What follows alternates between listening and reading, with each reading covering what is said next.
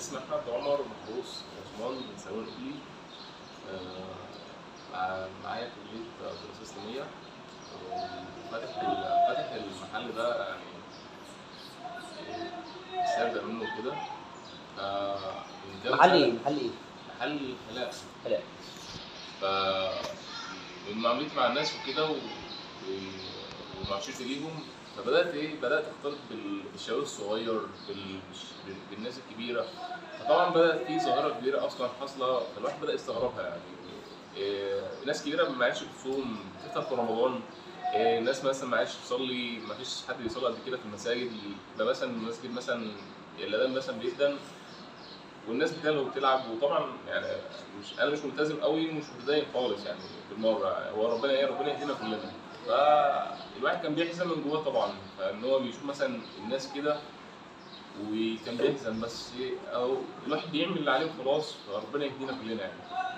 فمن مخالطتي للشباب الصغير اللي زي الولد ده اللي طالع، فيعني طبعا بيبقى الوالد والام والاب بيبقوا يعني ايه مفروضين في شغلهم طول النهار، ومفيش مثلا يعني فين وفين على مثلا يرجع لابنه يطمن عليه، انت صليت، عملت ايه في كتابك، عملت ايه في دروسك.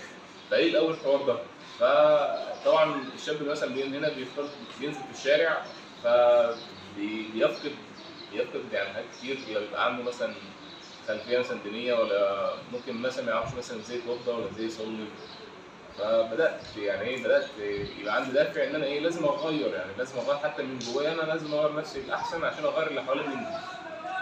فبدات احتك بالشباب الصغير.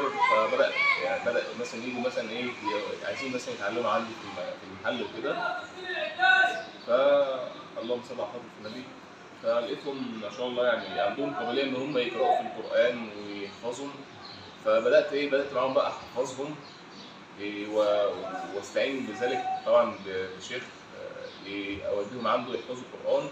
ومن هنا ابدا اراجع لهم واطلع لهم القران او اللوح اللي هم بياخدوه هناك في الكتاب، واناقشهم في الدين بقى، اخليهم اعرفهم عن الصلاه، عن الزكاه، عن الطهاره، عن كل حاجه يعني. لسه بادئين في الموضوع ده قريب يعني، فربنا يعيننا يعني.